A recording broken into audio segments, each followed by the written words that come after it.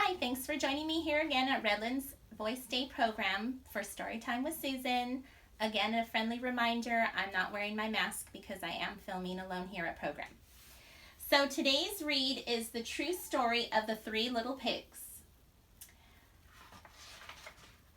as told to John Siska, illustrated by Lane Smith.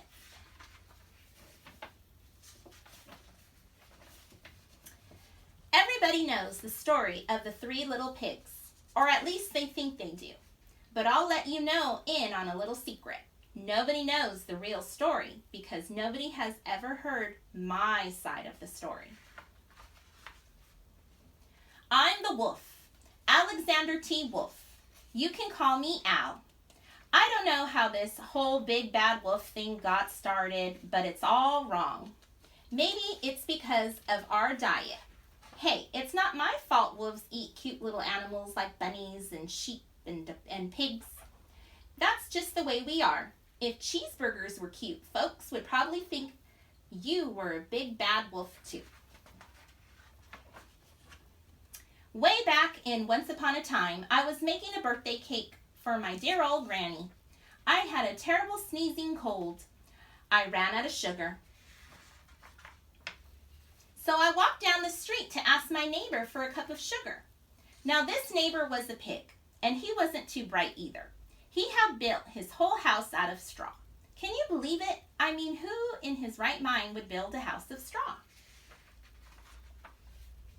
So of course, the minute I knocked on the door, it fell right in.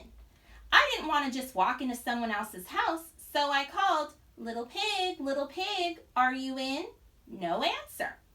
I was just about to go home without the cup of sugar for my dear old granny's birthday cake. That's when my nose started to itch. I felt a sneeze coming on.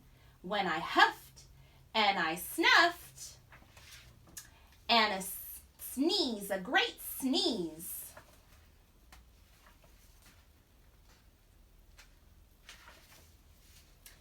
And you know what? The whole darn straw house fell down. And right in the middle of the pile of straw was the first little pig, dead as a doornail. He had been home the whole time. It seemed like a shame to leave a perfectly good ham dinner lying there in the straw, so I ate it up. Think of it as a big cheeseburger just lying there. I was feeling a little better, but I still didn't have my cup of sugar, so I went to the next neighbor's house.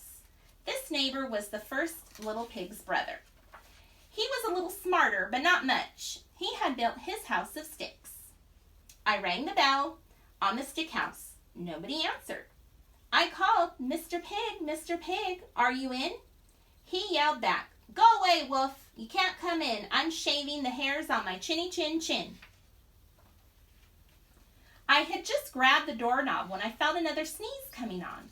I huffed and I snuffed and I tried to cover my mouth, but a giant, great sneeze, and I just sneezed. And you're not going to believe it, but this guy's house fell down just like his brother's. When the dust cleared, there was the second little pig, dead as a doornail, wolf's honor. Now, you know food will spoil if you just leave it out in the open, so I did the only thing there was to do. I had dinner again. Think of it as a second helping. I was getting awfully full, but my cold was feeling a little better, and I still didn't have that cup of sugar for my dear old granny's birthday cake. So I went to the next house. This guy was the first and second little pig's brother. He must have been the brains of the family. He had built his house of bricks.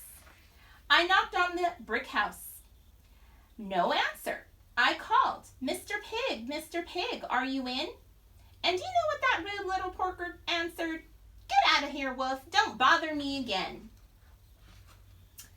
Talk about impolite. He probably had a whole sack full of sugar, and he wouldn't give me even one little cup for my dear, sweet old granny's birthday cake. What a pig. I was just about to go home and maybe make a nice birthday card instead of a cake when I felt my cold coming on. I huffed and I snuffed and I sneezed once again. Then the third pig yelled, and your old granny can sit on a pin. Now, I'm usually a pretty calm fellow, but when somebody talks about my granny like that, I go a little crazy. When the cops drove up, of course, I was trying to break down the pig's door, and the whole time I was huffing and puffing and sneezing and making a real scene. The rest, as they say, is history. The news reporters found out about the 2 pigs I had for dinner. They figured a sick guy going to borrow a cup of sugar didn't sound very exciting, so they jazzed up the whole story with all of that huff and puff and blow your house down, and they made me the big bad wolf. That's it, the real story. I was framed. But maybe you can loan me a cup of sugar. The end.